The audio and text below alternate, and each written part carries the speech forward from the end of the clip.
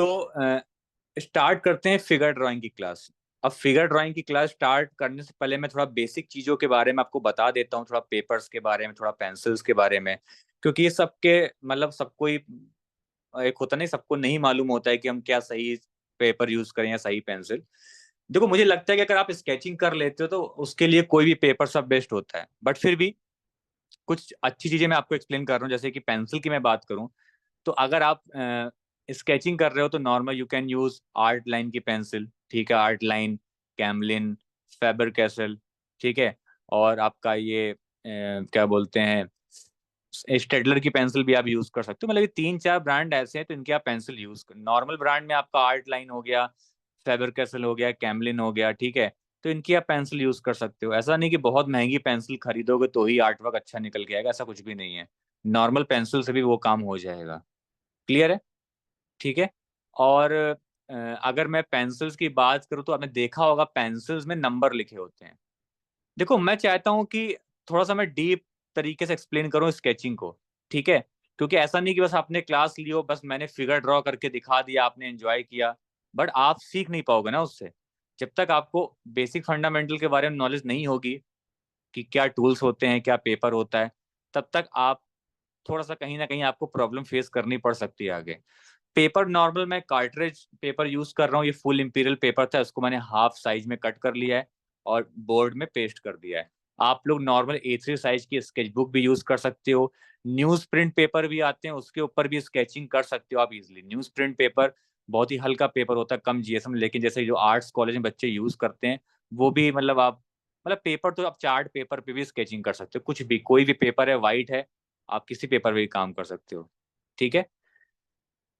I hope इतना समझ में आ गया होगा। कुछ इंपॉर्टेंट चीजें हैं जो आप किसी को नहीं समझ में आती हैं, आप बिल्कुल एकदम बिना डर के मेरे से पूछ सकते हैं, या किसी को क्लास के दौरान पूछने में कुछ लगता है, हेजिटेशन होता है, तो आप बाद में भी मेरे से पूछ सकते हैं। बट मैं कहूंगा कि डरिए मत, अपने क्वेश्चन बिल्कुल अच्छे से पूछिए, ऐसी कोई दिक्कत वाली बात नहीं है। तो आज की क्लास में पहले मैं आपको बेसिक टेक्निक्स के बारे में बताऊंगा कि स्केचिंग अगर आप स्टार्ट कर रहे हो तो आपको क्या क्या पता होना चाहिए। ठीक है। अगर मैं स्केचिंग की बात करूं तो पेंसिल में अगर आपको नंबर, अगर आप लोगों ने देखे होंगे तो नंबर क्या देखे होंगे, क्या लिखा रहता है? HB। ये बस मैंने छोटा लिखा है, ठीक है। ये नॉर्मल में छोटा लिखा हुआ HB, बस उसको मैंने बोल दिया, आप समझ जाइए, ठीक है। इसको कोई कोई मैं लिखने की क्लास नहीं कर रहा हूँ, बस आपको समझाने पर्पज से बता रहा हूँ। पेपर में मैंने लिखा हुआ HB, ठीक है। H का मतलब क्या होता है? हार्ड। B का मतलब क्या होता है? ब्लैक। बहुत सारे लोग को ये भी नहीं पता होता है, इसलिए मैं बता रहा हूँ, बहुत सारे लोग को ये भी नहीं पता होता है, इसलिए मैं आपको एक्सप्लेन कर रहा हूँ इस चीज के बारे में कि HB में H मीन्स हार्ड होता है, B मीन्स ब्लैक होता है। ओके। अब अगर मैं H नंबर की बात करूं और B नंबर की बात करूं, ठीक है, तो H में क्या होता है? 2H, 4H, 6H, 8H, 10H, ठीक है। 12H तक भी पेंसिल आती हैं। ऐसे B की side 2B, 4B, 6B, 8B, ठीक है। ध्यान सुनिएगा, 8B और 10B, 12B, 19B तक की भी पेंसिल आती है। मतलब मेरा समझाने, मेरा मेन मकसद ये है कि अगर किसी भी पेंसिल में बी नंबर इंक्रीज हो रहा है तो जितने ज्यादा बी नंबर इंक्रीज होगा उतनी ही पेंसिल डार्क चलेगी। अगर मैं 4B से 10B को कंपेयर करूं तो 10B ज्यादा डार्क होगी 4B के कंपेयर में। क्लियर है? अगर मैं एच नंबर की बात करूं, जितना पेंसिल का एच नंबर इंक्रीज होगा उतना ही पेंसिल हार्ड चलेगी, यानी उतनी ही पेंसिल लाइट चलेगी। अगर मैं 2H और 8H में कंपेयर करूं तो 8H की पेंसिल 2H से काफी लाइट चलेगी। क्लियर है? अब मैं आपको ये क्यों एक्सप्लेन कर रहा हूँ, उसका क्या रीजन है, इसका बताने का मेरा मेन मकसद ये है कि हम लोग जो स्केचिंग में पेंसिल यूज करते हैं, खासकर फिगर ड्रॉ करने में, ठीक है, तो हम 4B से लेकर के 8B तक की स्केचिंग, मतलब फॉर स्केचिंग, मतलब हम यूज कर सकते हैं। देखो, ऐसा किसी बुक में नहीं लिखा हुआ है कि मैं बुक से बता रहा हूँ कि हाँ 4B। ये जस्ट मेरी एक एक्सपेरिमेंट जो मैं काम कर रहा हूँ इतने टाइम से, क्योंकि 4B से लेकर के 8B तक की पेंसिल आप हैंडल कर सकते हो। 10B बहुत डार्क हो जाएगी, हैंडल करना थोड़ा सा मुश्किल है। लोग 2B से भी कर लेते हैं, लेकिन 2B से ज्यादा डार्क शेड नहीं निकलेगा। इसका रीजन क्या है? क्यों? अभी देखो मैं आपसे भी पूछता हूँ, आपकी भी क्लास हो रही है समझ लो, मैं आपसे भी क्वेश्चन करूंगा इस चीज के लिए। अगर मान लो मैंने एक लाइन ये ड्रॉ करी है, ध्यान से देखिएगा ठीक है, और एक लाइन मैंने ये ड्रॉ करी है, तो दोनों में आपको सबसे बढ़िया अट्रैक्टिव लाइन कौन सी दिख रही है, फर्स्ट या सेकंड? क्या लगता है आपको, which line is more attractive, first या सेकंड? आप बताओ। चैट के थ्रू आप 1 नंबर या 2 नंबर आंसर कर सकते हो, मैं समझ जाऊंगा, बोलने की भी जरूरत नहीं है। 2। ओके। कुछ पुराने स्टूडेंट, उनको पता ही है कि मैं कैसे पढ़ाता हूँ, तो आप वैसे ही आंसर करिएगा, ठीक है। और उम्मीद करता हूँ कि जो बेस्ट हो सकता है मैं वो उस चीज के बारे में बताऊंगा, क्योंकि ये सब चीजें बेसिक चीजें कोई बताता ही नहीं है, मेन बात ये है ना। सिर्फ डायरेक्ट लोग क्या स्केचिंग, फेस ड्राइंग, उस पे आ जाते हैं। लेकिन अगर यहाँ से आप शुरुआत करोगे ना, तो स्केचिंग को आप बहुत ही मजबूत तरीके से उसको कैच, मतलब मुझे लगता है कि कैच कर सकते हो। मतलब आपको अच्छे तरीके से वो चीज दिमाग में बस जाएगी।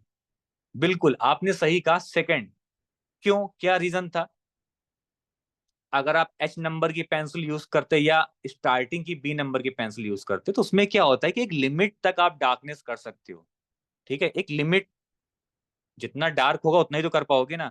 लेकिन अगर हम डार्क पेंसिल यूज करते हैं, उसका फायदा क्या होता है, हम प्रॉपर डार्क शेड भी निकाल सकते हैं और प्रॉपर लाइट शेड भी निकाल सकते हैं। तो ये एक प्लस पॉइंट होता है। बात समझ में आई? यानी कि अगर हम बी नंबर की पेंसिल यूज करेंगे स्केचिंग, तो हम बी नंबर की पेंसिल डार्क भी कर सकते हैं और लाइट भी कर सकते हैं, यानी एक ही पेंसिल से आप मल्टीपल काम कर सकते हो।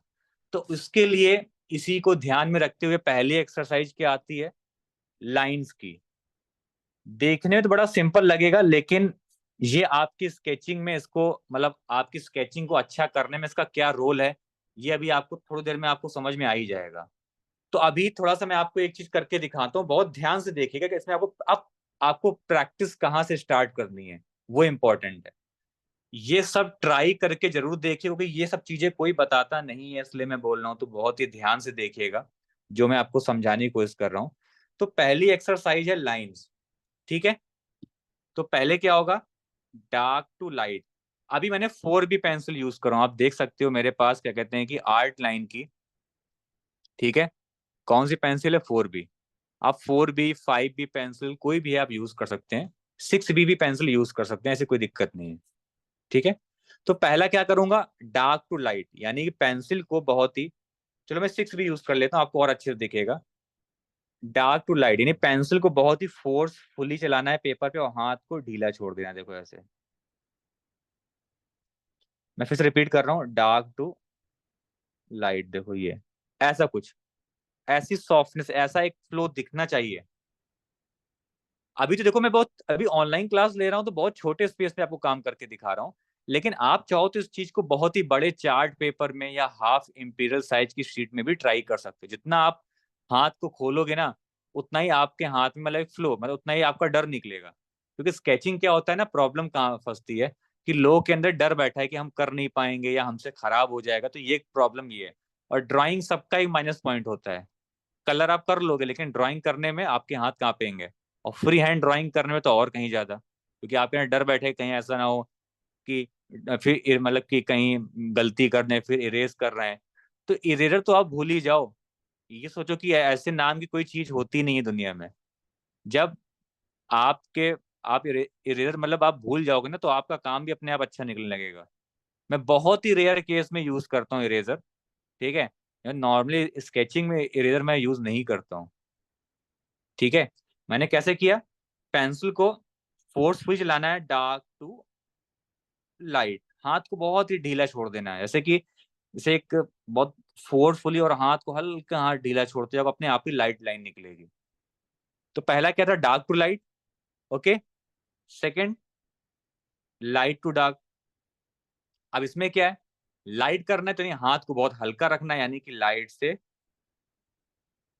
डार्क, देखो ये करके देखिएगा, बहुत इंटरेस्टिंग एक्सरसाइज है, और ये आपको काफी हेल्प करेगी स्केचिंग में। अब इसका मैं एग्जांपल शेयर करूंगा, सिर्फ ऐसा नहीं कि बस आपको लग रही है तो बहुत ही बेसिक है, इसको क्या हम तो कर ही लेंगे 2 मिनट में। लेकिन अभी आप इसका इंप्रेशन देखिएगा आपकी स्केचिंग में ये किस तरीके से हेल्प करेगी। फिर हल्के हाथ से लाइट से डार्क। देखो, पहला क्या था, डार्क टू लाइट। सेकंड क्या था, लाइट टू डार्क। ठीक है। Next, dark, light, dark. मुझे सबकी प्रैक्टिस चाहिए, काम चाहिए, मैं सबका काम चेक करूंगा। ठीक है, ये मत सोचना है कि मैं ऑनलाइन क्लास दे रहा हूँ या कोई कोई मैं ऐसा टीचर हूँ कि मैं काम नहीं मांगू, मुझे काम भी चाहिए। नहीं तो मुझे क्या था, मैं हर क्लास की रिकॉर्डिंग बना दूं, मुझे लाइव आने की जरूरत ही क्या है, लाइव बार बार क्लास देने की। मैं हर क्लास में वही सेम चीज अगर रिपीट करता हूँ तो मैं रिकॉर्डिंग भी बना सकता हूँ। लेकिन नहीं, मुझे लगता है जो लाइव क्लास लेने का मजा है ना, उसकी बात ही अलग होती है, जो मेरा मानना है। Dark, light, dark. देखो, हाथ को चलाना है फोर्सफुली, फिर हाथ को थोड़ा ढीला छोड़ना है, फिर डार्क कर देना है। आप समझ रहे हो नहीं कैसे? डार्क, लाइट और डार्क। बहुत ही इजी है, ट्राई जरूर करिएगा। गलत हो भी रहा है कोई बात नहीं, जब तक एक बार गलतियां नहीं करोगे तब तक आप सही नहीं कर पाओगे। ठीक है। और पूरे फ्लो के साथ काम करना, हाथ को रोकना नहीं, रोकने मतलब ऐसे नहीं कि आप ऐसे कर रहे हो डार्क, फिर एकदम लाइट, फिर एकदम डार्क। ये गलती नहीं करनी, एकदम डार्क लाइनें ब्रेक भी नहीं करनी है, तो ये वाला काम नहीं करना है टाइम, ये ध्यान रखिएगा। एक फ्लो में दिखना चाहिए कि हाँ प्रॉपर एक मर्ज हो रहा है डार्क टू लाइट में, वो जरूरी है। फिर इसके बाद लाइट, डार्क और लाइट, यानी बहुत ही हल्के हाथ से लाइट, डार्क और लाइट। देखो, लाइट, डार्क, लाइट। देखो, मैं बहुत छोटे स्पेस में कर रहा हूँ इसलिए आपको ऐसा दिख रहा है, नहीं तो अब बड़ी सीट होती मैं बड़ी सीट में और बड़े स्केल में करके दिखाता ऑफलाइन में। लेकिन मैं अभी आपको समझाने पर्पज से मतलब बता रहा हूँ चीजें, कि आपको इस तरीके से प्रैक्टिस करके देखनी है। थोड़ा हाथ, थोड़ा खेल तरीके भी काम कर सकते हैं नॉर्मल अपने। लाइट, आपको पता है मैं क्यों करा रहा हूँ ये? जो आपके हाथ में जंग लग गई ना ड्राइंग, जो नहीं हो पाती है फ्री हैंड। देखो, डार्क, लाइट, डार्क, उससे क्या होगा ना, आपकी कंट्रोलिंग काफी अच्छी होगी। जो एक हाथ में जंग लग गई कि एकदम से रुक रुक के काम होता है, लोग को मैंने देखा है ड्राइंग करते हो ऐसे ऐसे लाइन ड्रॉ, कैसे लाइन ड्रॉ करते हैं, ऐसे ऐसे। आप लोगों में से कुछ लोग करते होंगे। देखो, ऐसे ऐसे। बट एक बार में ड्रॉ करो ना, क्या दिक्कत है? वो दिखाता है कि आप कितने प्रोफेशनल हैं। बिना डरे एक बार में एक ड्रॉ करो बस, बिल्कुल डरना नहीं है। जहां डर के वहीं पे सारा काम खराब हो जाता है। तो पहले आप लोग ये बताओ कि ये पॉइंट क्लियर हुआ? कर लोगे प्रैक्टिस लाइंस की? Dark to light, light to dark, dark light dark, light dark light. Yes sir. Okay, ठीक है, बाकी लोग भी कर लोगे ना? उम्मीद करता हूँ ऐसी कोई इसमें दिक्कत नहीं आएगी समझने में। और ये जो बता रहा हूँ, ये जो पहली क्लास है टेक्निक बेस्ड है। अगर आपने इस क्लास की अच्छे से प्रैक्टिस कर ली ना, तो आने वाली क्लास में आपको प्रॉब्लम फेस नहीं करनी पड़ेगी।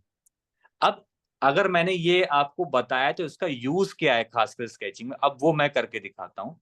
तो वो ट्राई मत करना, वो पहले आप देख लेना कि मैं क्या एग्जांपल शेयर कर रहा हूँ आपसे, पहले उसको देख लो। ठीक है।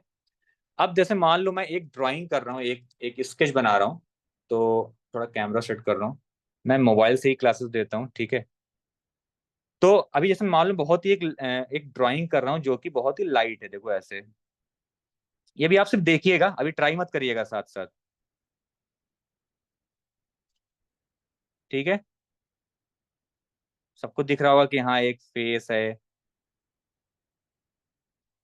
ओके, यहाँ पे देखो ऐसे, सबको दिख रहा है। अभी आपके हिसाब से ये भी अच्छा ही होगा। ठीक है, लेकिन पता नहीं ये सही है गलत है क्या है। ठीक है, ड्रॉ तो मैंने कर दिया।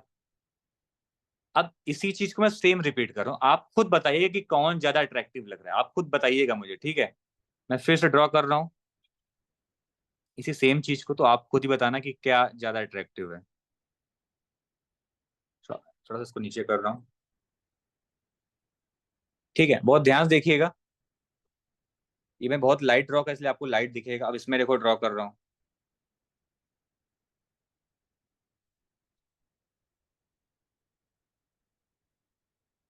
ठीक है, अभी मैं आपसे ही पूछूंगा।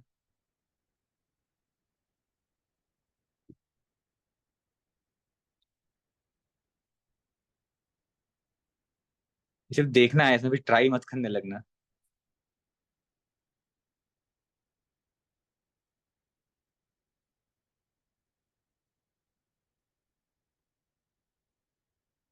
अब आप बताओ, दोनों में ऐसी, दोनों ज्यादा अट्रैक्ट कौन सी कर रही है ड्राइंग सबसे पहले,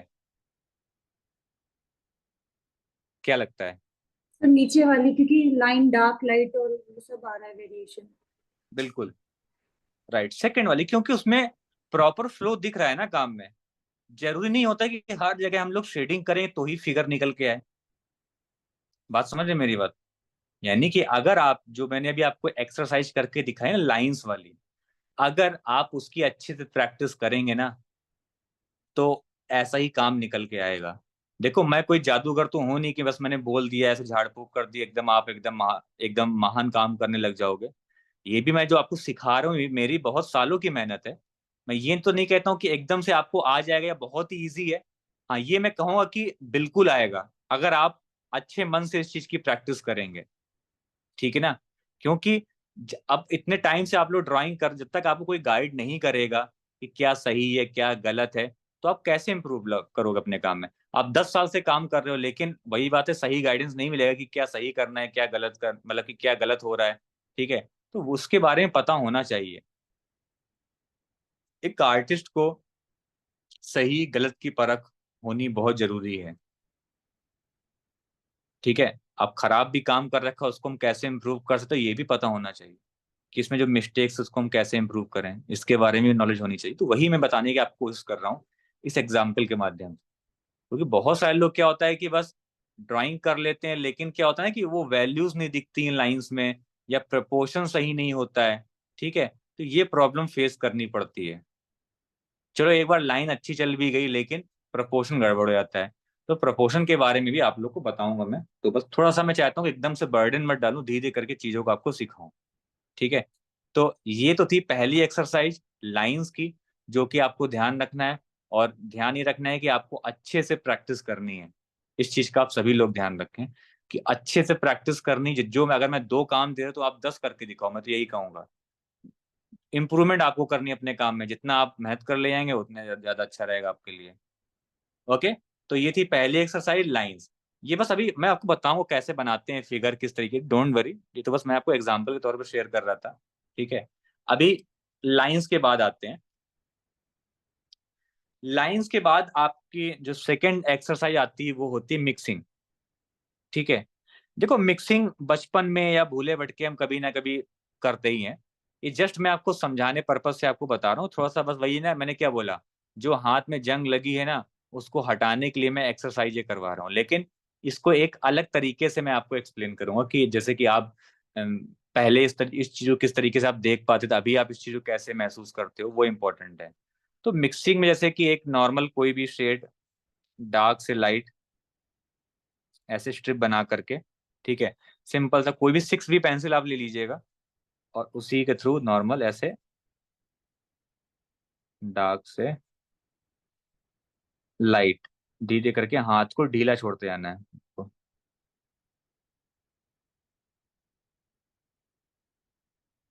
ठीक है? अब किसी को लगता है कि नहीं मुझे और डार्क करना है, तो ये नहीं कि बीच में आप सही करना, अब फिर से पीछे से हो, अगर आपको ज्यादा डार्क करना है, बहुत एक्सटेंड करना है उस चीज को, ध्यान से देखिएगा। अब देखो इसमें मिस्टेक आप क्या कर सकते हो, कुछ लोग मिक्सिंग कर रहे हो ऐसे भी कर सकते हैं, देखो ऐसे ऐसे, कुछ लोग मिक्सिंग में ऐसे ऐसे भी आ सकता है, ये कोशिश कीजिए। देखो मैं ये तो नहीं कह रहा हूँ इतना इजी है, बट फिर भी कोशिश कीजिए कि वो चीज थोड़ी सी सॉफ्ट हो। पहली बार में हो सकता है कि आपके मिक्सिंग में स्ट्रोक्स दिखें, मैं ये नहीं कह रहा हूँ नहीं दिखे, एकदम परफेक्ट निकल के आएगा।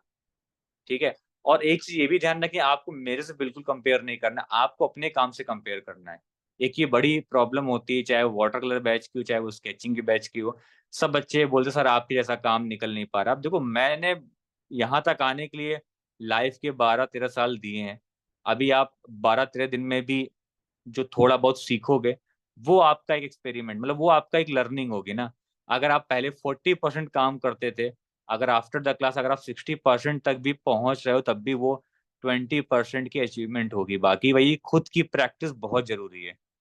मैं बैठा पढ़ा रहा हूँ या कोई दूसरा आर्टिस्ट भी बैठ के बहुत बड़ा आर्टिस्ट पढ़ा रहा हो, लेकिन वही बात है कि आप खुद से काम नहीं करोगे तो कोई मतलब नहीं है क्लास लेने का या सीखने का। ठीक है। तो ये मिक्सिंग जो मैंने बताया आपको, जस्ट इसकी प्रैक्टिस कर लीजिएगा, जस्ट फॉर एक फन, मतलब एक नॉर्मल हाथ घुमाएंगे, थोड़ा सा हाथ की कंट्रोलिंग आपकी अच्छी होगी। आप थोड़ा सा ऐसे भी ट्राई कर सकते हो, डार्क से लाइट ऐसे ऐसे। उससे क्या होगा कि आप अपने हाथ को थोड़ा सा मूव कर सकते हो डिफरेंट एंगल में। देखो ऐसे ऐसे, फिर डार्क।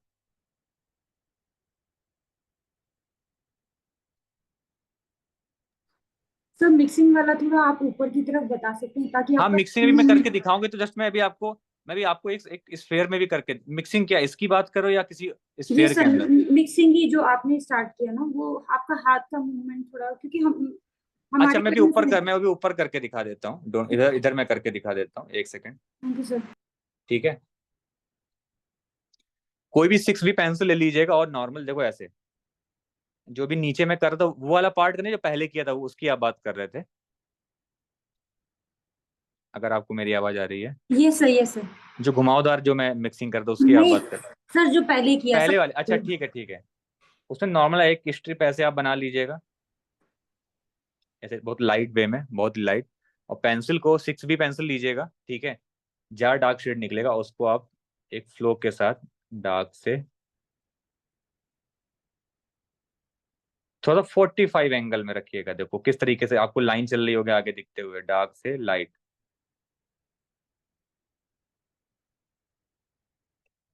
देखो, एक सेकंड थोड़ा सा और जूम कर देता हूं मैं। देखो, ज्यादा आपको क्या कहते हैं कि एक लिमिट तक आपको रखना है। ठीक है, बहुत ऐसा नहीं कि बहुत ज्यादा, मतलब आप पहले ट्राई कर सकते हो, थोड़ा सा वही है कि थोड़ा सा खेलना पड़ेगा आपको, घुमावदार स्ट्रोक में थोड़ा सा ट्राई करना पड़ेगा। ये समझ में आ रहा है? लाइंस आने के चांसेस है, मैं ये नहीं कह रहा हूँ कि लाइंस नहीं आएगी, हो सकता है लाइंस आपके काम में दिखे। ठीक है ना? लेकिन फिर भी कोशिश कीजिए कि कम से कम, मतलब क्या कहते हैं, कम से कम लाइंस दिखे स्ट्रोक्स में, मतलब मुझे लगता है कि, और पहली बार में आएगा, लेकिन वही है कि 4 से 5 अटेम्प्ट आपको करने ही पड़ेंगे, देखना तो पड़ेगा। वही है ना, एक अटेम्प्ट करने में आप ये जज नहीं कर सकते हो कि आप कितना सही कर रहे हो कितना गलत कर रहे हो। ये कोई कुछ भी नहीं मतलब बता सकता इस चीज के लिए। ओके, तो ये सबको क्लियर है ये चीज? ये जस्ट प्रैक्टिस के लिए, ऐसा इसमें डूब भी मत जाना कि एकदम ही डूब गए बाकी चीजें भूल गए। ये बस मैं आपको समझाने पर्पज से बता रहा हूँ। बट अभी जो मैं आपको मेन बताने वाला हूँ वो समझने वाली बात है, वो इम्पोर्टेंट है। ठीक है।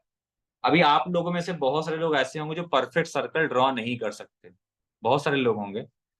अब परफेक्ट सर्कल का यूज क्या, आप लग रहा है सर ये सर्कल क्यों बता रहे हो, ये तो नॉन बच्चों ये चीज है। लग आपको बच्चों ये चीज रही, लेकिन ये अभी आपको कितना हेल्प कर सकती है स्केचिंग में, ये आपको भी नहीं पता। अब अगर मैं बात करूं सर्कल बनाने की, देखना बहुत ध्यान से, एक सेकेंड, बहुत ध्यान से चीज को देखिएगा। कोई भी 4B या 5B पेंसिल से नॉर्म, एक जैसे मैं फ्री हैंड ड्रॉ कर रहा हूँ, देखो ऐसे, बहुत लाइट ड्रॉ किया है मैंने, बहुत ही लाइट। देखो, सबको दिख रहा है एक सर्कल। ठीक है। यहाँ दूसरा मान लो, थोड़ा डार्क। अब देखो इसको, क्या लगता है? मतलब ये आपको परफेक्ट ड्रॉ करना आना चाहिए, प्रैक्टिस करनी पड़ेगी। अगर आपसे प्रैक्टिस नहीं हो पा रही है तो सबसे बेस्ट तरीका होता है कि आप एक स्क्वायर बना लीजिए। ठीक है, आप एक स्क्वायर बना लो और उसके अंदर ट्राई करके देखो। देखो ऐसे फ्री हैंड, एकदम परफेक्ट सर्कल निकल के आएगा। सही बता रहा हूँ मतलब।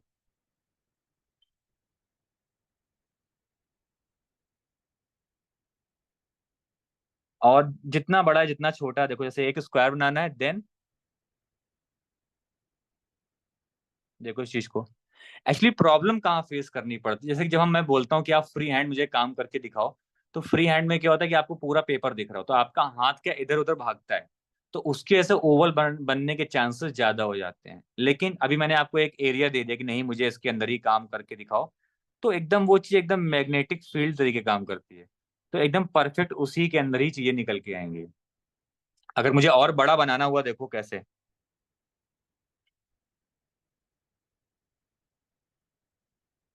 एक बड़ा स्क्वायर बनाया, ठीक है। Then free hand. अब देखो इस चीज को, जितना मतलब लाइंस के ऊपर लाइंस ओवरलैप करने की प्रैक्टिस करो। देखो,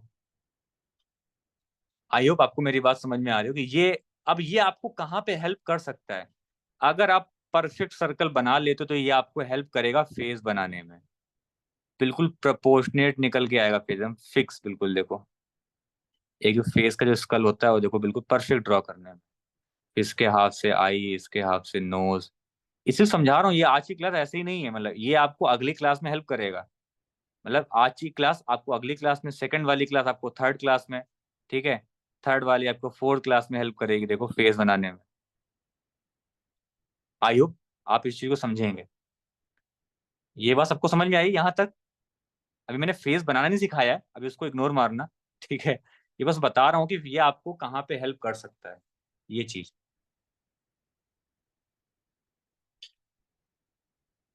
जितना मैंने अभी तक चीजें समझाई यहां तक सबको क्लियर है? कर लोगे प्रैक्टिस कि नहीं, पहले ये बताओ, तब मैं आगे बढ़ूंगा इसके। Yes sir. ओके। देखो, स्केचिंग ना बहुत बड़ा सब्जेक्ट है।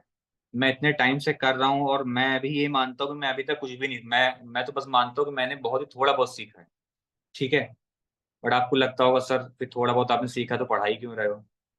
बट वो थोड़ा बहुत आपके हिसाब से बहुत ज्यादा, लेकिन मुझे पता है ना मेरी कमियां कहाँ है, मुझे कहाँ पे इम्प्रूव करना है। कमियां सबके अंदर है। मेरा ये मानना है कि परफेक्ट तो कोई भी नहीं है। इंसान अपने काम से ही आगे बढ़ता है, ठीक है। तो जितना आप डेली बेसिस पे प्रैक्टिस करोगे उतना इंप्रूवमेंट लाओगे अपने वर्क में। अभी जो मैंने आपको लाइंस वाली बताई एक्सरसाइज, तो मैं आपको दिखा, थोड़ा सा एग्जांपल दिखाता हूँ। अभी एक सेकंड की थोड़ा ब्रेक ले रहा हूँ, 1 मिनट के लिए। मैं जो स्केचिंग करता हूँ दिखाता हूँ आपको कि मैं क्या बताने की आपको कोशिश कर रहा हूँ, कि आपको क्या ध्यान रखना है।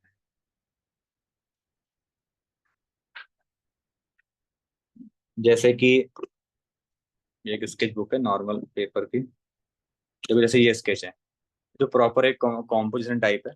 लेकिन स्केच देखो, लाइंस का ही तो खेल है पूरा, कि नहीं? ठीक है, ये देखो, हर चीज लाइंस पे घूम फिर के आती हैं चीजें। ये देखो, ये जो चारकोल पेंसिल है स्टेडलर की 8 भी उससे काम किया है।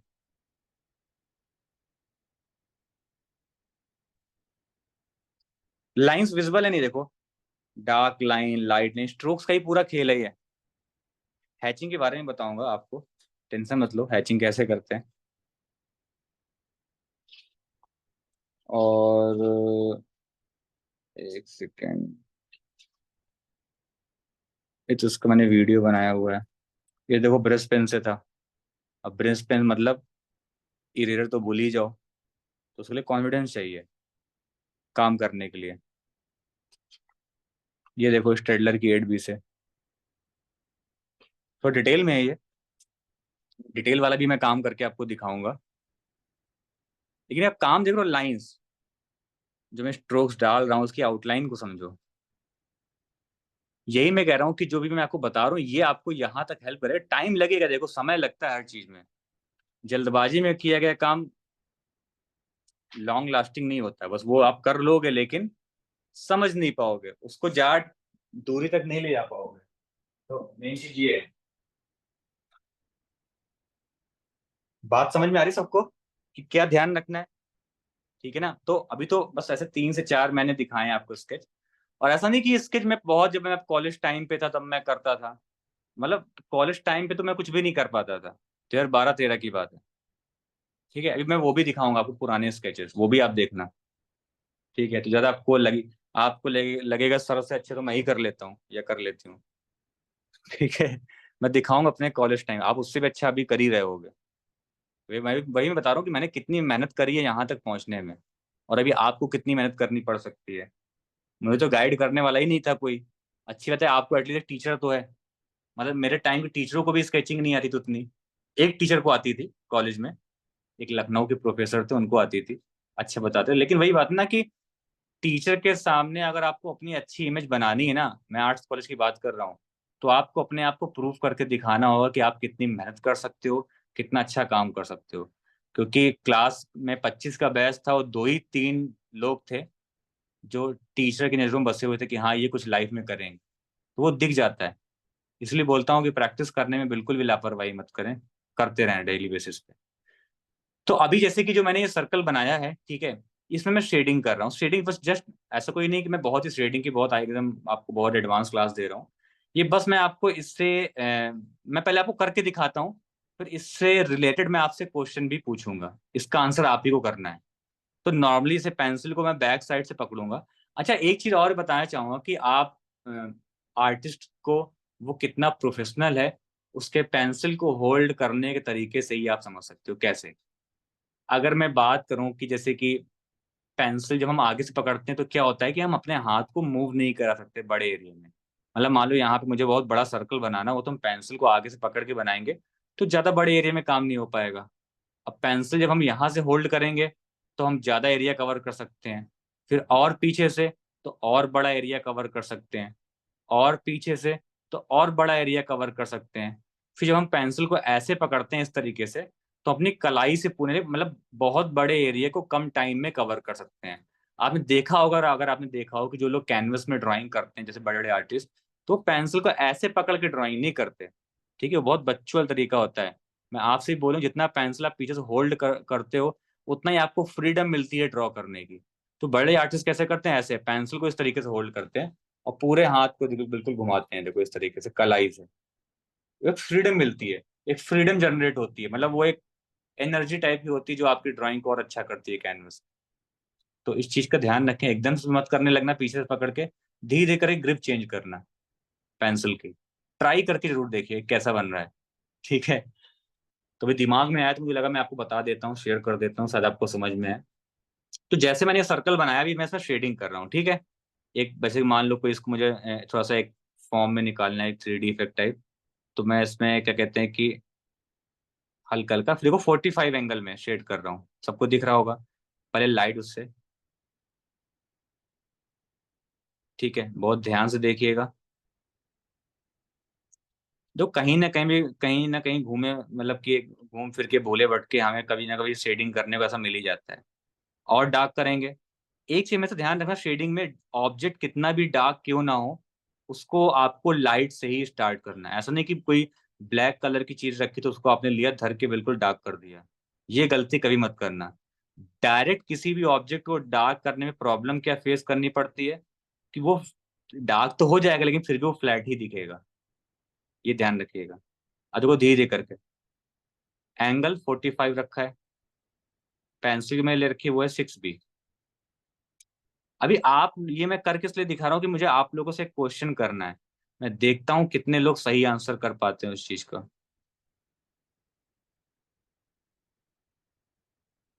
देखो, जितना शेड ऐड करते जाएंगे उतना ही देखो इसमें सॉफ्टनेस आती जाएगी।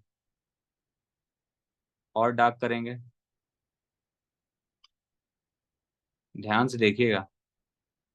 ये आपको, इससे थोड़ा सा आपकी शेडिंग पार्ट थोड़ा सा इंप्रूव होगा। लेयर पे लेयर ओवरलैपिंग की, ऐसा नहीं होता। बहुत सारे लोग बोलते हैं कितनी लेयर करें, तो निकल के कितनी भी कर सकते हो। अब 50-60 लेयर भी कर सकते हो। मतलब डार्क में 50-60 लेयर, मतलब मैं बता रहा हूँ। वैसा नहीं इतनी कर दी लेयर की पेपर ही निकल के बाहर आ गया। हमें उसका भी ध्यान रखना होता है। ठीक है, वो डिपेंड करता है पेपर कितने GSM, कितना मोटा पेपर है, कितना पतला पेपर, ये भी बहुत मैटर करता है। खासकर शेडिंग में, स्केचिंग में तो मैटर नहीं करता। आप कर लो, हो जाएगा, कोई दिक्कत नहीं है। देखो इस तरीके से।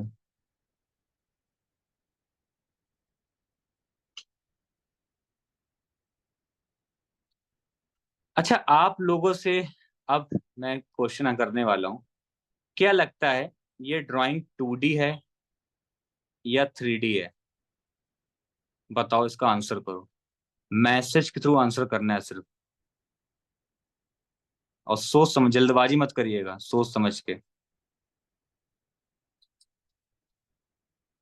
ये ड्राइंग 2D है या 3D है?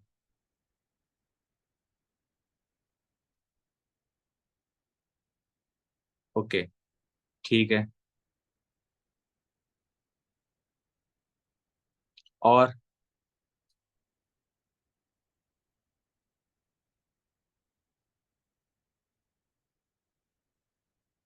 मुझे आप लोगों से सही आंसर की उम्मीद है।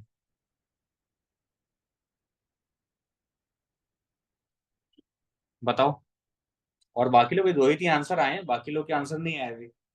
दो तीन लोग बचे हैं अभी। 3D। ओके, 3D हर्षिका जी। 3D। 2D राइट नाउ मतलब मैं शैडो डाल दूंगा तो 3D हो जाएगा। उर्वशी जी आपका यही मतलब है कि मैं शैडो डाल दूंगा इसमें तो 3D हो जाएगा ना? ओके, चलिए कोई बात नहीं। जिन लोगों ने 2D आंसर दिया है, क्या उनके मन में भी यही है कि अगर मैं इसकी शैडो दिखा देता हूँ तो वो 3D हो जाएगा? क्या आप मेरे क्या आप भी यही सोच रहे हैं दिमाग में?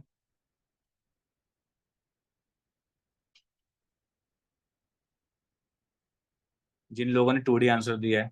ओके। जिन लोगों ने 3D आंसर दिया है, वो उनको क्या ये लग रहा है कि मैंने इसमें इस तरीके शेडिंग करी है, बहुत लाइट दिखाई है, वैल्यूज दिखाई है, तो इसलिए थोड़ा वो एक वैसा दिख रहा है कि इम्बोज होते हुए, इसलिए 3D है ये?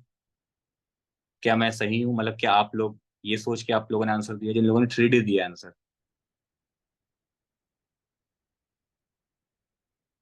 अच्छा। ओके। तो अब बताओ कि अगर मैं इसमें एकदम ये शेडिंग कर देता हूँ, फ्लैट शेडिंग, तो ये 3D है 2D है ड्राइंग? अब बताओ।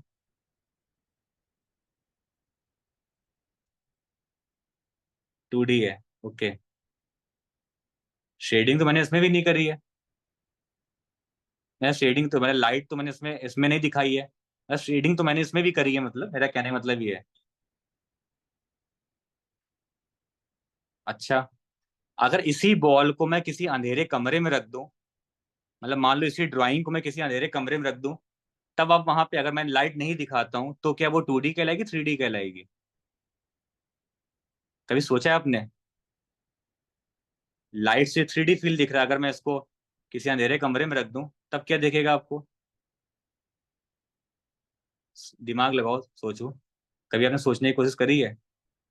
ठीक है, लाइट में कोई ऑब्जेक्ट दिख रहा है, वो दिख रहा है, क्या कहते हैं कि अभी हम शेडिंग के बारे में बात कर रहे हैं, किसी लाइव ऑब्जेक्ट की बात नहीं कर रहा, एक नॉर्मल मैं इसकी बात कर रहा हूँ। चलो अभी आपको लाइट में दिख रहा है, मैं इसको अंधेरे कमरे में रख दूँ ये पेपर, फिर फिर आपको ये ड्राइंग दिखे कैसे? कंफ्यूज हो आप लोग कि नहीं, सही बताना। क्या आप लोग जो आंसर दिया, क्या आप बिल्कुल 100% श्योर हो?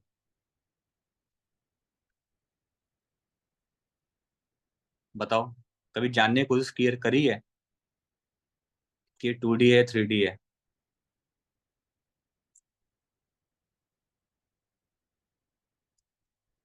मुझे लगता है कि आप लोग अभी भी कंफ्यूज हो आंसर को लेके, मैं सही कह रहा हूँ कि नहीं?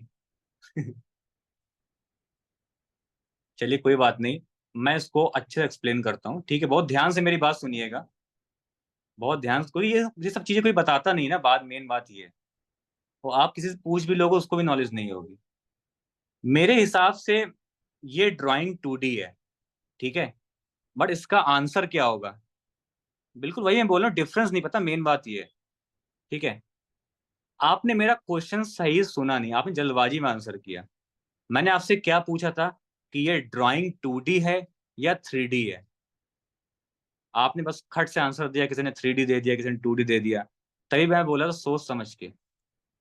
पहली चीज तो, पेपर पे की गई कोई भी ड्राइंग, किसी फ्लैट सरफेस पे की गई कोई भी ड्राइंग, कितनी भी हाइपर रियलिज्म पे क्यों ना बनाई गई हो, सब चीज 2D ही कहलाती है। ये पहले ये आंसर दिमाग में एकदम बसा लो आप लोग, कि पेपर पे बनाई गई कोई भी ड्राइंग कितनी भी रियलिस्टिक क्यों ना हो, वो सारी ड्राइंग 2D कहलाती है। ओके? क्योंकि आप फ्लैट सरफेस पे काम करो, अगर मैं आपकी आंखों में पट्टी बांध दूं, ठीक है, तो आप बता पाओगे मैंने क्या ड्रॉ किया है? नहीं बता पाओगे ना, क्योंकि इसको आप टच करके फील नहीं कर सकते। अगर मैं पेपर पे पेंसिल रख दूं, तो पेंसिल को आप आंख बंद करके बता दो कि हाँ ये पेंसिल है, तो दिस ऑब्जेक्ट इज 3D, क्योंकि इसको आप महसूस कर पा रहे हो ना। ये तो ऑब्जेक्ट महसूस करने की बात होगी, अभी हम ड्राइंग की बात कर रहे हैं। तो इस पे जो मैंने ड्राइंग करी है ये पार्ट 2D है, बट इस पे जो इफेक्ट दिया गया, जो मैंने शेड करके इफेक्ट दिया है, effect part is 3D, but drawing तभी भी 2D कहलाएगी। आपने क्वेश्चन बहुत ध्यान सुनना चाहिए था आपको मेरा। अगर आप किसी को आंसर करते हो उसको आप ऐसे बोल सकते हो कि ये भी ड्राइंग 2D है, ये सर्कल भी 2D है, ठीक है। चाहे मैं ऐसा ऑब्जेक्ट बनाऊं, चाहे मैं ऐसा ऑब्जेक्ट बनाऊं, ड्राइंग वाला पार्ट 2D ही कहलाएगा। ओके, मैं इसमें शेड भी दे दूं। अभी आप बोलो ऐसे हम डालते हैं 3D, अब लेकिन जो एक रियल लाइफ में अगर उसको आप एक उस पे जाओगे तो सारा ही आपको ये एक ड्राइंग सारा ही 2D का है, कोई फ्लैट सरफेस पे किया गया है। इसमें जो इफेक्ट दिया गया है वो 3D है, ठीक है। आप सॉफ्टवेयर में कोई ड्राइंग करते हो, जैसे जो 3D सॉफ्टवेयर आते हैं, ठीक है, उसमें आप अलग अलग 360 डिग्री में आप ऑब्जेक्ट को ड्रॉ कर, मतलब कि आप देख सकते हो। तो 3D मॉडल होता है, 3D तरीके से उस चीज को हम देखते हैं। उसको जब हम प्रिंट निकालते हैं बाहर, जैसे कि आज के टाइम प्रिंटर 3D प्रिंटर भी आ गए हैं, तो हमारा वो 3D पार्ट हो गया, बट वो ऑब्जेक्ट से रिलेटेड हो गया। अभी मैंने क्या बोला, हम लोग ड्राइंग की बात कर रहे हैं, हमें उस चीज को उस तरीके से देखना है।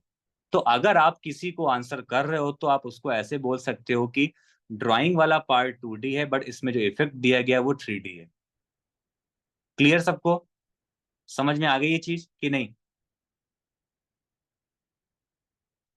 कुछ भी बचा है, ह्यूमन फिगर बनाओ या आपने ह्यूमन फिगर में शेडिंग भी कर दी है, तब भी वो 2D ही कहलाएगा।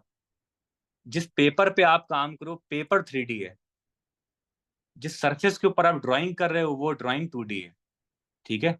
ये ध्यान रखिएगा। आई होप आपको आपका आंसर मिल गया होगा, ठीक है। कोई डाउट मन में तो बिल्कुल पूछिए, कोई दिक्कत वाली बात नहीं है। किसी के मन में कोई डाउट हो रहा है इसको लेकर के,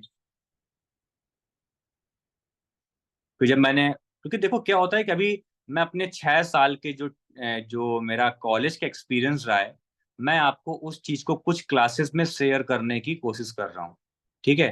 क्योंकि अब इन सब चीजों को सीखने के लिए आप 6 सालों कोर्स तो नहीं करोगे, बनी सी बात है, बट फिर भी जो बेस्ट हो सकता है मैं वो चीज आपको समझाने की पूरी कोशिश कर रहा हूँ।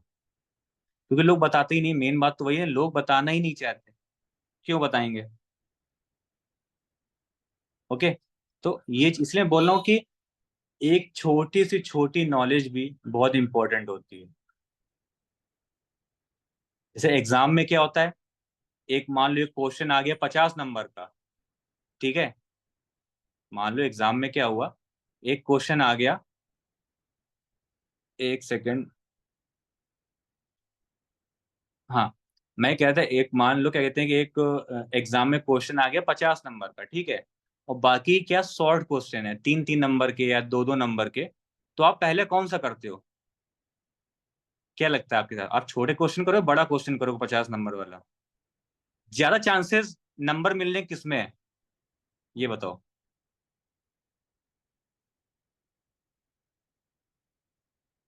मान लो अ, सर डिपेंड करता है आंसर कौन सा आता है। नहीं, हाँ नहीं, वही मैं नहीं, मैं ये कह रहा हूँ कि आपको 50 नंबर वाला भी आता है, ठीक है, आपको आंसर उसका, ठीक है। आपको क्या कहते हैं कि जो 2 2 नंबर के या 3 3 नंबर के शॉर्ट क्वेश्चन है वो भी आपको आते हैं। सो पहले 50 वाला करेंगे। बस वही तो गलती कर देते हो। क्योंकि 50 वाले में प्रॉब्लम क्या होती है कि आपको परफेक्ट 50 मार्क्स जरूरी नहीं मिले हैं उसमें, लेकिन आपको ये फिक्स है, ये 2 3 3 नंबर वाले उसमें हम क्वेश्चन मतलब आंसर लिखेंगे, हमें पूरे पूरे उसके मार्क्स मिलने के ज्यादा चांसेस होते हैं। मतलब कि अगर मैं मान लो, चलो एक ऐसे मान लो कि 50 नंबर का 10 क्वेश्चन 3 3 नंबर के, ठीक है, या 10 या 20 क्वेश्चन तीन, मुझे सारे आते हैं 20 नंबर, तो मैं पहले वो ट्राई करूंगा। क्योंकि क्या होता है ना कि वो जल्दी वो एक एक 2 2 लाइन के होंगे। शायद 50, कभी कभी होता है ना कि 50 नंबर क्वेश्चन आपको 5 पेज भरने हैं, ठीक है, बट फिर भी वो 50 में घूम फिर के वो 35 नंबर या 38 नंबर 40 नंबर तक ही जाएगा, पूरे मार्क्स तो।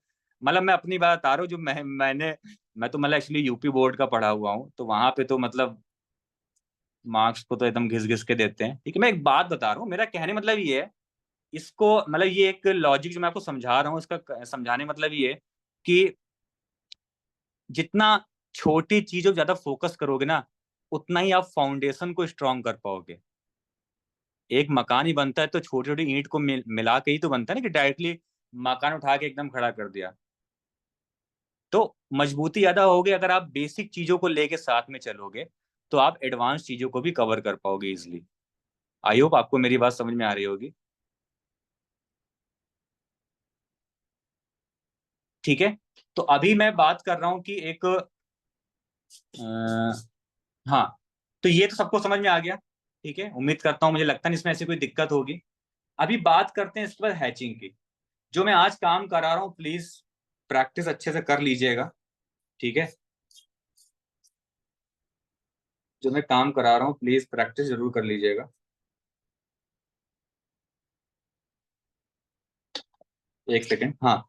अभी बात करते हैं हैचिंग की। देखो हैचिंग अभी मैं आपके साथ जो मैं करता हूँ, हैचिंग वो एक अलग तरीके की होती है, बट मैं आपको थोड़ा बेसिक तरीके से बता रहा हूँ कि आपको स्टार्ट कैसे करना है। बहुत सारे लोग हैचिंग करते हैं लेकिन सबका तरीका अलग होता है, कुछ लोग अलग लेवल में, मतलब तरीका ही नहीं पता करना कैसे है।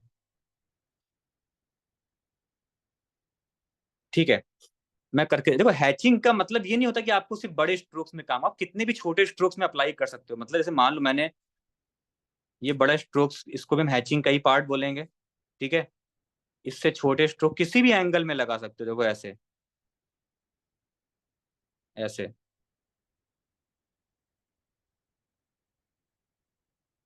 ओके, देखो किसी भी एंगल में किसी भी साइज का कोई भी स्ट्रोक, सब हैचिंग का ही पार्ट है। लेकिन करना कैसे है उसके बारे में बात करते हैं। देखिएगा ध्यान से। अभी मान लो मैं यहाँ पे एक सिलेंड्रिकल शेप बना रहा हूँ, पहले थोड़ा ऑब्जेक्ट से बताते हैं, ज्यादा समझ में आएगा आपको, ऐसे समझ नहीं आएगा डायरेक्टली किसी भी स्केच पे बनाने में। ये आपको हेल्प करने, मतलब कि इजी रहेगा आपको ड्रॉ करने में। एक मैंने सिलेंड्रिकल शेप बनाया, ठीक है। अब इस पे मैं हैचिंग कर रहा हूँ, जैसे मान लो मैंने यहाँ पे स्ट्रोक अप्लाई किए, देखो इस तरीके से ऐसे 45 एंगल ही रखना है अभी आपको, ठीक है। और फिर यहाँ पे ऐसे करें, ऐसे स्ट्रोक लगाए। तो क्या लगता है कि ये तरीका सही है आपके हिसाब से? जो मैंने किया ये सही है या गलत है? जो आपका अनुभव है उसके हिसाब से आप बताइए। ओके ठीक है, मतलब ये गलत है। ओके ठीक है, चलिए।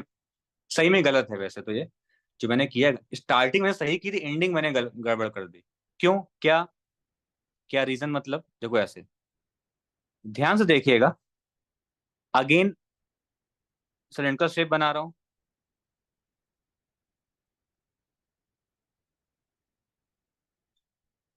ठीक है, हाँ लाइट डार्क पता नहीं चल रहा, लेकिन फिर भी लाइट ही पता नहीं चल रही है। लाइट डार्क तो भूलिए, और लाइट ही नहीं पता चल रही है। ठीक है, देखो कैसे। अब मैंने स्टार्टिंग तो सही करी थी, लेकिन गड़बड़ कहाँ करी? जो मैंने अंदर स्ट्रोक्स अंदर से बाहर की ओर चला दिया। हाँ, अब हमें जैसे एज लाइन को पकड़ना होता है, मतलब जैसे मान लो अगर आप कोई स्ट्रोक लगा तो आपको एज लाइन को पकड़ना है। जो मैंने इसमें गलती की, अंदर से डार्क से लाइट बाहर की ओर ऐसे। अब इसमें मुझे इस तरीके से करना काम, आउट से इन की ओर, देखो ये सही तरीका होता है हैचिंग करने का। अभी इतना मैंने बहुत डीप नहीं किया, मतलब बहुत ही एकदम एडवांस वे में नहीं किया है। आप देखोगे जो इसकी लाइट में आपको क्या दिख रहा है, बीच में लाइट आ रही है सॉफ्ट दिख रही है, और इसमें लाइट देखो क्या लगता है, और इसकी लाइट देखो, दोनों फर्क दिख रहा है। इसकी लाइट बहुत हार्ड दिख रही है, इसकी लाइट देखो बहुत सॉफ्ट दिख रही है। दिख रहा है?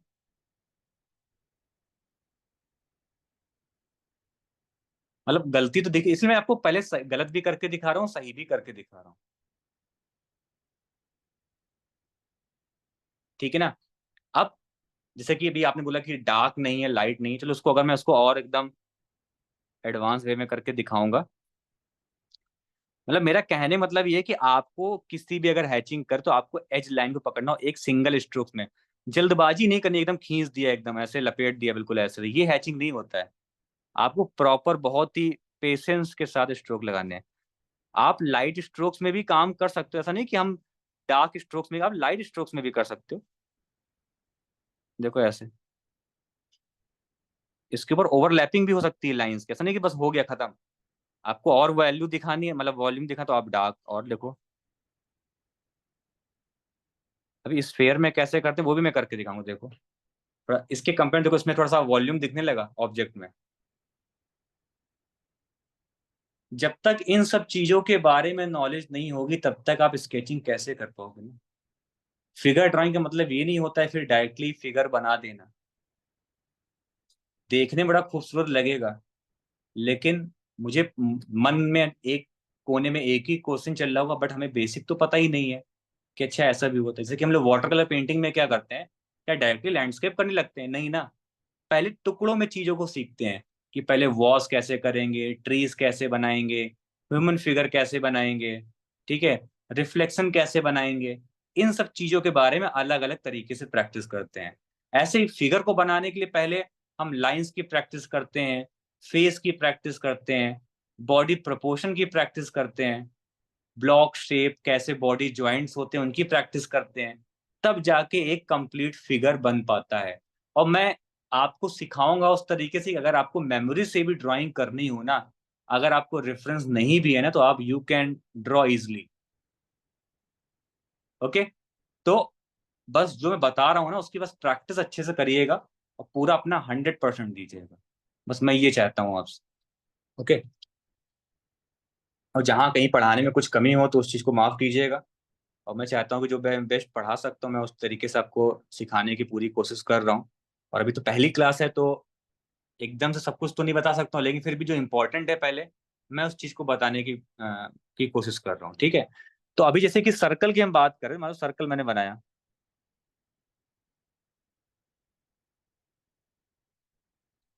अब इसके अंदर अगर मुझे हैचिंग दिखानी है, अच्छा आप जैसे मेरे पास एक मैकेनिकल पेंसिल है, मैकेनिकल पेंसिल और इस पेंसिल में क्या डिफरेंस होता है भाई, बताएगा मुझे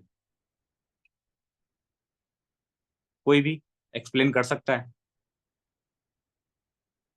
ये एक मैकेनिकल पेंसिल है और ये, इन दो डिफरेंस क्या होता है? कोई भी एक स्टूडेंट,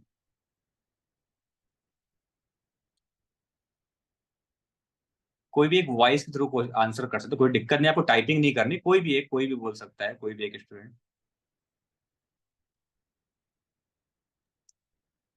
एचपी का वो नहीं रहता था इसमें ग्रेडेशन। नहीं ग्रेडिएशन कह सकते हैं, लेकिन और कुछ और इसका कुछ और तगड़ा आंसर अगर आपके पास हो।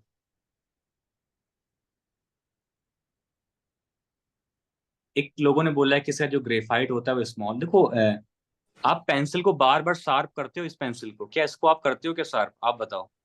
नहीं सर, क्योंकि ये फाइन होती है पेंसिल, ये डिफरेंस हाँ है। बिल्कुल बिल्कुल। चलो मैं इसको और अच्छे डिटेल से एक्सप्लेन करता हूँ। अभी जैसे कि ये पेंसिल में हम काम करते जाएंगे फिर हमें क्या शार्पनर की नीड होगी, हाँ मुझे शार्प करना है, ठीक है। बट इसमें क्या ऐसी नीड होती है, तो पूरी सेम होती है ना, जितना ऊपर होगा उतने पीछे की ओर से होगा। यानी कि बेस्ट पार्ट क्या होता है कि अगर आपको हैचिंग में बहुत अच्छा काम करना है तो इसके थ्रू आप 10 घंटे भी लगातार काम करोगे तो आपको सेम स्ट्रोक्स देखने को मिलेंगे। ओके। लेकिन इसमें क्या प्रॉब्लम फेस करनी पड़ती है, धी जैसे धी घिसती जाएगी उतने स्ट्रोक मोटे होते जाएंगे। क्या बोलते हो, मैं सही बोल रहा हूँ? डिफरेंस समझ में आया? Yes sir. ठीक है। मैं ये नहीं कह रहा हूँ कि आपको ये बहुत, ये तो पेंसिल बहुत महंगी है, एक ये पेंटल की पेंसिल आती है मतलब 800 से 900 रुपए की। मैं ये नहीं कह रहा हूँ आपको खरीदना है, आप नॉर्मल पेंसिल भी है मेरे पास, ऐसा नहीं कि मैं बहुत महंगे शौक ऐसे पाल रखे, बट अब वही मुझे लगता है इस एज में आकर के लगता है कि चीजें हो मेरे पास। वो पेंसिल कहाँ चली गई, देखो एक सेकंड दिखाता हूँ। 50-60 रुपए की भी आती है, देखो ये भी मैकेनिकल पेंसिल है कैमलिन की। सर इनमें भी ये ग्रेडेशन होता है क्या? हाँ इसमें भी आता है 2B 4B 6B 8B।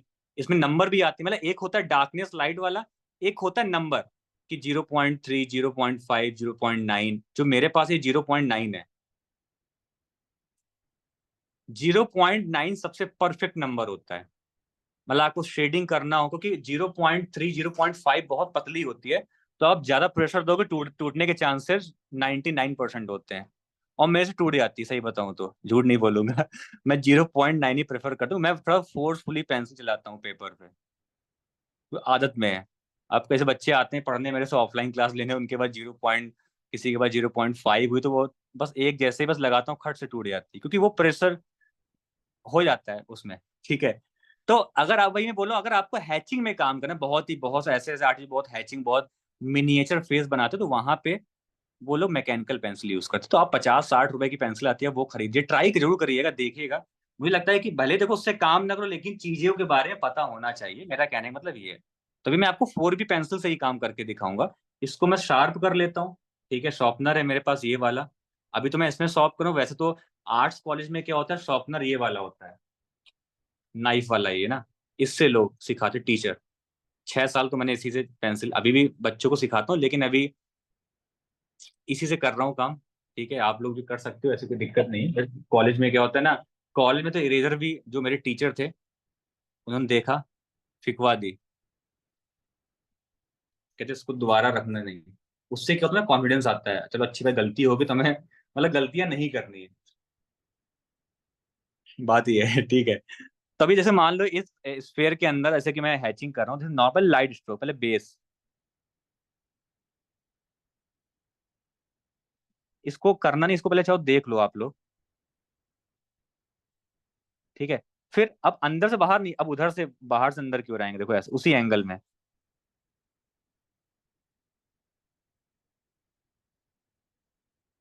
ठीक है। थोड़ा बैलेंस कर लो, अब इसके ऊपर दोबारा फिर से करेंगे, देखना कितना प्यारा इफेक्ट आएगा। अब इसके लिए थोड़ा सा प्रैक्टिस चाहिए, एकदम से नहीं आएगा, थोड़ा सा करोगे ट्राई धीरे करके। अब लाइंस के ऊपर लाइंस ओवरलैप होंगी तभी तो डार्क आएगा ना, एक बार तो नहीं आएगा, बनी सी बात है। देखो, अब उधर साइड से फिर से, जितना लाइट जितना डार्क करना, उतना पेंसिल का प्रेशर उतना ही मेंटेन रखिएगा। और डार्क करना, पेंसिल का फोर्स और बढ़ा दोगे आप।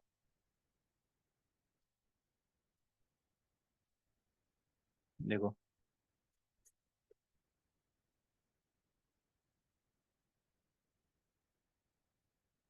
वो आपको दिख ही रहा होगा उसमें, और फिर यहाँ से भी।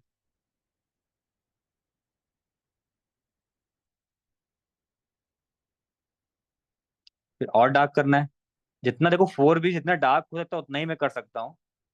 इसके लिए मैं 6B भी यूज कर सकता हूँ ज्यादा डार्क करने के लिए।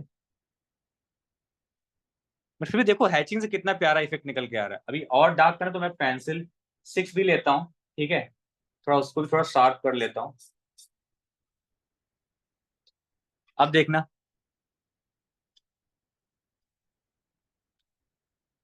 तो करना ही पड़ेगा, वो तो ज्यादा डार्क करना होगा तो डार्क पेंसिल तो लेनी पड़ेगी ना आपको। देखो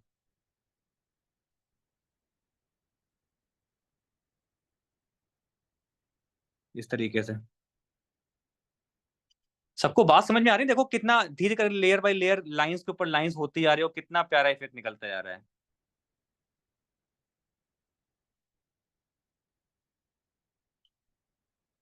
अब बताओ, आया समझ में कुछ कि नहीं? कर लोगे ट्राई? चाहो तो इसको करने से पहले थोड़ा सा प्रैक्टिस, ऐसे भी प्रैक्टिस कर सकते हो, जैसे नॉर्मल जैसे मिक्सिंग करते हैं, जैसे लाइंस, ऐसे मैंने लाइन ड्रॉ करी, ठीक है, इस तरह हैचिंग में। अब इसमें जानबूझ के लाइन डालनी है। फिर इसी के ऊपर और लाइन डाली, फिर और लाइन डाली, तो देखो कि लाइंस के ऊपर लाइन ओवरलैप करने से कैसे डार्कनेस कैसे निकल के आ रही है, तो उसका आपको आइडिया मिलेगा। ओके। तो ये वाली एक्सरसाइज इसी पेंसिल से करनी है या मैकेनिकल पेंसिल से करनी है? नहीं, मैकेनिकल पेंसिल से भी आप अगर है तो उससे अलग ट्राई करके देख सकते हो, इस वाली पेंसिल अलग ट्राई करके देख सकते हो, देखो दोनों में क्या फर्क होता है। ठीक है, मैं ये नहीं कह रहा हूँ कि मैकेनिकल पेंसिल जिसके पास नहीं है तो वो नहीं कर पाएगा, ऐसा नहीं है। मैं सॉरी आपको बस वही है कि बीच बीच में पेंसिल शार्प करनी पड़ेगी, बस ये है इसमें। बाकी ऐसा कुछ बहुत बड़ा खास फर्क नहीं है। लेकिन जिनके पास है, तो मैकेनिकल पेंसिल देखो कितना हमें फ्रीडम मिलती है, कितना इजी होता है, इससे कितना इजी होता है। तो आप लोग वैसे भी ट्राई करके देख सकते हो, ठीक है। तो जैसा आपको सही लगे। बाकियों को समझ में आया वो चीज कि नहीं?